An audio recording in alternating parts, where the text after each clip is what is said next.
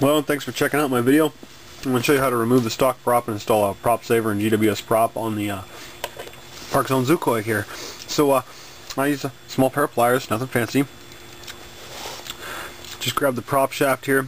I'm being real careful not to grab the threads, or the plastic gear behind, and simply unthread the prop, constantly loosening my grip with the pliers as I go back here, and just keep going until that prop comes off. It's really not that difficult, just takes a little time.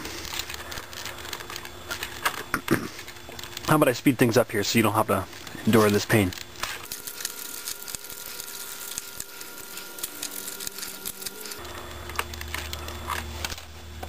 And there you have it. It's off. So now what I like to do is pick up the plane and check for any dirt, junk, or debris down inside between the gears, and make sure the gear isn't missing any teeth. Check the prop shaft, make sure it spins nicely, maybe it needs some lube, threads aren't messed up, or prop shaft isn't bent, you know, those kinds of things. So anyway, alright, so here's a GWS prop we're going to put on there. Here's the stock prop. You can see it's a little shorter. Well, the new one's shorter considerably. Actually, here, I'll move them up so you can see.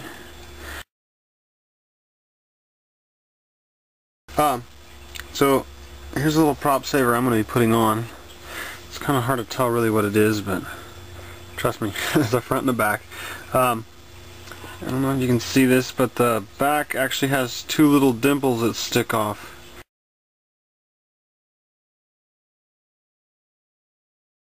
And the prop saver will really only fit on the prop one direction, so if you have the numbers on the prop facing, in this case towards the camera, and the little dimples I'm talking about away from them, align the two perpendicular with each other here, and just pop it onto the prop. You want to do your best you can anyway to get it perpendicular to the prop, and you want it all the way on, seated flush up against the prop. Then grab two little rubber bands, pretty small little rubber bands here. Hook one side of the prop saver, pull a little snug, bring it around the prop, and hook it back on the other side. Careful, I've already lost a few of these rubber bands, sending them across the room. Oh man, those are hard to grab. Anyway, it's worth it in the end. So pull it over, hook it on the other side on the prop saver. Your other rubber band, do the same thing, but when you bring it around the front, this time go on the other side of the prop. So there you go. So there you have it.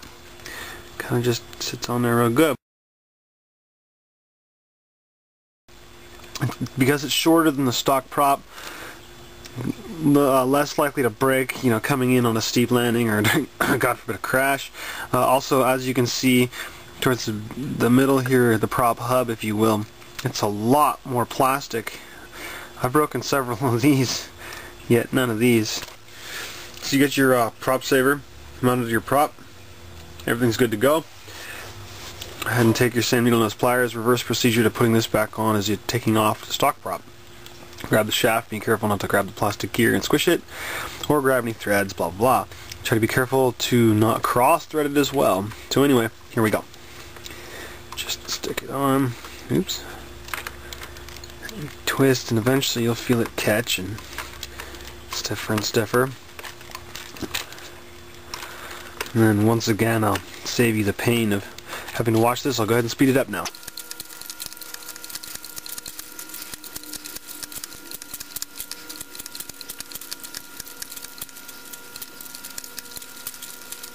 No idea how many foot-pounds or what have you. I don't know how tight these are supposed to be on there, but I went until it felt pretty snug. I've heard of some guys using epoxy and hot glue and Loctite and all kinds of crazy stuff on the threads, but to be honest, this plane's not that heavy duty. I haven't seen any need for it. Just keep your eyes on it. Just remember that you can get the other GWS smaller props will fit on this prop saver just fine. So if you don't like this pitch or length, then go ahead and play around. I highly recommend it. I think it's made a world of difference on this airplane, so go out and have a good time, and thanks for watching.